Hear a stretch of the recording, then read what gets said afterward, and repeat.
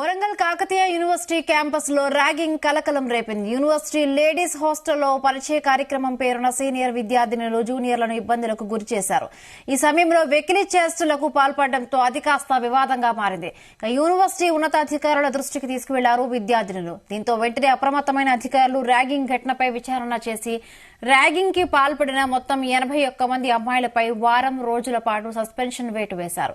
Suspension కి గురైన వారిలో పీజీ స్టూడెంట్స్ 28 మంది, కామర్స్ స్టూడెంట్స్ 28 మంది, ఎకనామిక్స్ చదువుతున్న 25 మంది స్టూడెంట్స్, జువాలజీ సెకండ్ ఇయర్ విద్యార్థినులు ఉన్నారు.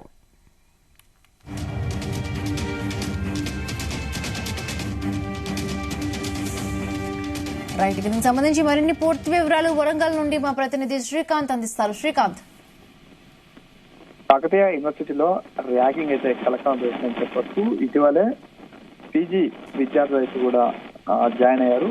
జాయిన్ అయిన తర్వాత వారందరినీ కూడా పరిచయ కార్యక్రమం పేరుతో కూడా సీనియర్ సంబంధించినటువంటి విద్యార్థులు ఒక పరిచయ వేదిక అయితే ఏర్పాటు చేశారు. ఏర్పాటు చేసి వారందరినీ కూడా వారి పేర్లు, అదేవిధంగా వారి ఊరి పేర్లతో పాటు కొంత ర్యాగింగ్ కు పాల్పడ్డనట్టు విషయం అయితే కాస్త బయటకైతే వచ్చింది.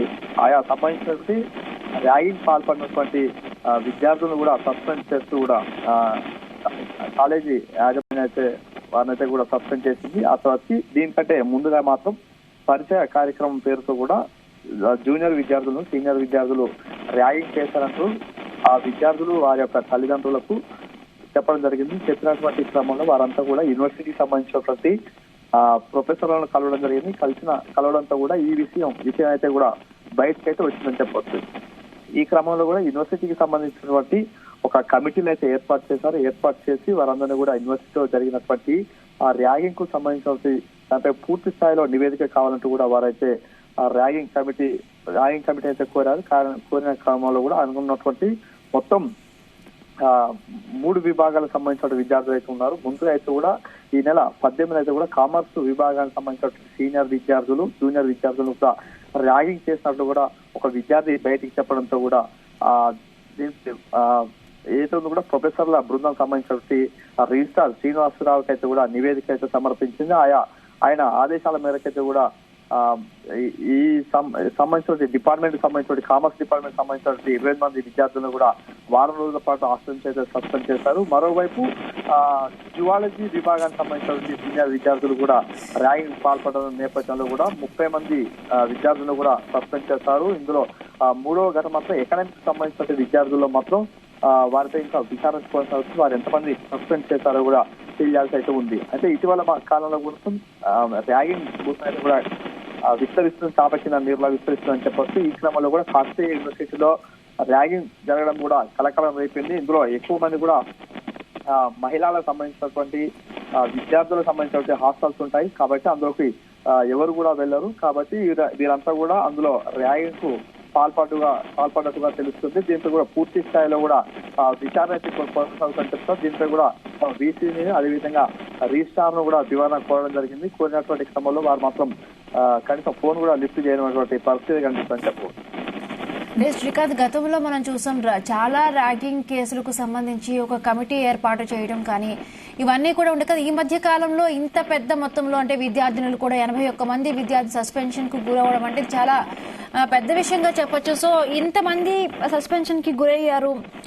దీనికి సంబంధించి పేరెంట్స్ తో మాట్లాడడం జరిగిందా? పేరెంట్స్ నుంచి ఎటువంటి వివరణ అడగడం జరిగిందా?